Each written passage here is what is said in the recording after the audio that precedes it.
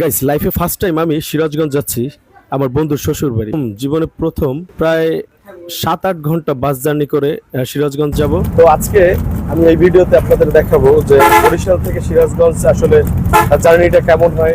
একেবারে long route প্রায় 7-8 ঘন্টা লাগবে আমাদের গন্তব্যে পৌঁছাতে। তো এই 7-8 ঘন্টার যে জার্নিতে বাস জার্নিতে কেমন লাগে, কি রকমের ফিল, সবকিছু আজকে এই ভিডিওতে থাকছে আপনাদের জন্য। গাইস, আমরা এই জায়গায় এখন একটা হালকা ছোট একটা বিরতি। তো এই বিরতিতে এখানে আর কি অনেকে মাইনাস করবে, অনেকে ক্ষুধা লাগলে খাইয়ে টাইয়ে লইবে। তো আমরা এই জায়গায় 10-15 মিনিট আমাদের ব্রেক অলরেডি শেষের পথে। এই যে লং জার্নিতে ভরা পেটে আসলে বেশি কিছু খাওয়া উচিত না আমি মনে করি। আমি পেটটা সবসময় একটু খালি রাখি। আর যারা অনেকে বেশি খাইয়ে টাইয়ে ওঠে, যেমন ধরেন ভাত খায়, তারপরে ওই বিভিন্ন ধরনের খিচুড়ি টিচুড়ি খায়, এরা কিন্তু সারা পথে ম্যাক্সিমাম মানুষের বমি করতে করতে যায়। তো লং জার্নিতে যখন আপনারা বাসে জার্নি করবেন তখন এই ভরা পেটে আর কি গাড়িতে উঠবেন না, হালকা খালি রাখবেন, মানে শুকনো খাবার খাইবেন যত পারবেন। তো আমরা একটা হালকা শুকনো খাবার খাইয়ে নিলাম, এখন আর কি গাড়িতে উঠবো। আমরা এই নবীন বরণ এই গাড়িটাই যাচ্ছি। তো সাথে থাকুন, আরো অনেক কিছু দেখাবো ইনশাল্লাহ।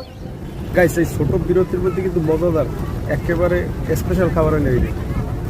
এই যে আচারটা, মিক্সচার আচার, এটা কিন্তু আমি যে কয়বার আসি যাই প্রত্যেকবার কিন্তু এই খাবারটা আমি খাই, এই আচারটা, মিক্সচার আচার, সেই দারুণ মজা।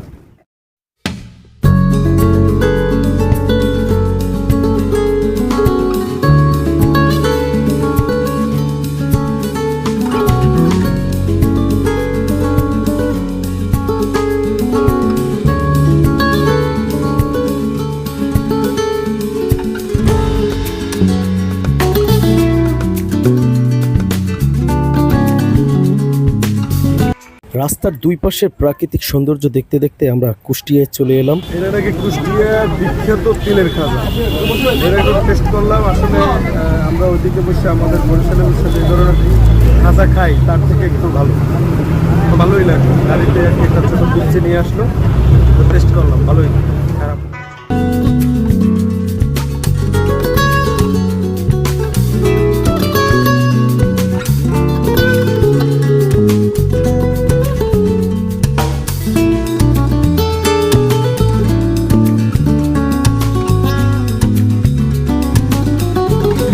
প্রায় 8 ঘন্টা একেবারে 8 ঘন্টা জার্নি শেষে এই মাত্র এসে নামলাম সিরাজগঞ্জ রোডের এখানে।